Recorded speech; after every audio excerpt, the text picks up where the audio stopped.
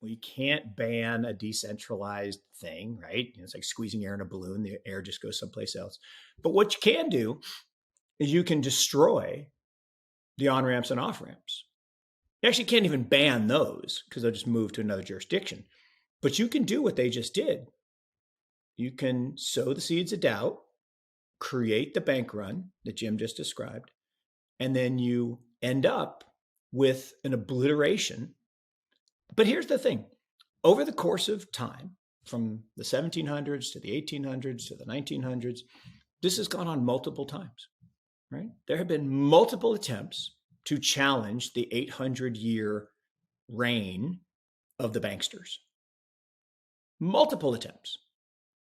All kinds of different things, from savings and loans to, the trust companies in the 1890s to the free banking era, where they outlawed national banks. There have been lots of attempts. But at the end of the day, the Rothschilds and the Morgans and all the other members of the cabal come back and they destroy the trust that Jim talks about in these emergent systems. Investment banks, had a great run until what? Well, until they got greedy and got over leveraged. Because at the end of the day, there's a tipping point. That's the part that's so mysterious here, in that if there was no real trading apparatus that was profitable, right? It was just a shit show, self-described shit show, and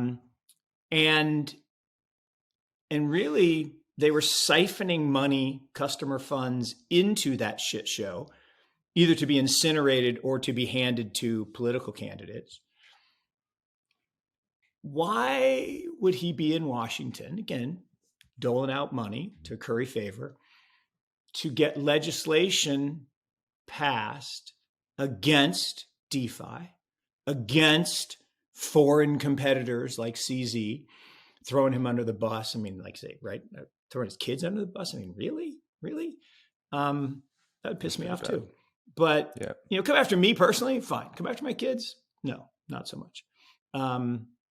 So, in fact, I had back to football. I was at a Michigan Notre Dame football game, and I'm there with my daughter and her friend, and this drunk guy comes up for the banksters. So again, back to incentives. Does CZ have the incentive to blow up the system? Nope. Does, Goldman Gary? Yep. So let's talk about incentives. It all comes down to incentives to me. And I said, I missed it. I mean, I've been stuck on that that the government couldn't ban it, that the government couldn't prohibit it, that couldn't slow the growth, because there was enough movement.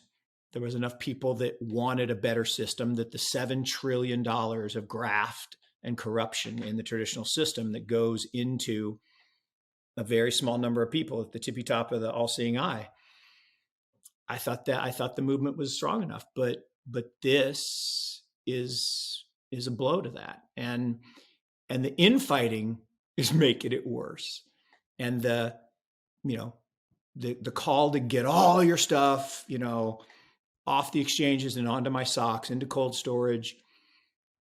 Look, I've said it before. If all this is storing stuff on a thumb drive that you bury in your backyard, we're done. What's really interesting, there was another point that was made that I thought was very insightful. And, people are going to say, bullshit. Really, you are wearing your tinfoil hat, Yusko. Okay, we'll see. There was a great point that, again, so technically, Sequoia didn't lose any money, right? Sam gave them a couple $100 million, and they lost $150 million by giving it back to him. Okay, so technically, they didn't lose any money. I mean, they did, but okay, but it was his money. So, in fact, that's a great strategy. If you could give money to venture capitalists to have them invest in your company, that's awesome. That doesn't happen very often, but okay. Here's the part of the plan that actually someone put this out there, and it's so sinister. I love it. Have to get sinister in there for Sinister Saturday. So sinister. They're like, pretty sinister so far. Yeah. I would So say this discussion. this is all about what's going to happen at the end. The feds are going to seize something, right? They seized Mt. Gox, they seized Silk Road, they're going to seize it, right? Then they're going to auction it off. Who's going to buy it? Sequoia, or Paradigm, which came out of Sequoia. And again, this is very sinister stuff. If your goal is to accumulate a large asset, you don't send positive stuff out and get the price to go up. You send negative stuff. Soros was a master of this. Julian Robertson was a master of this. They want to buy a big copper position.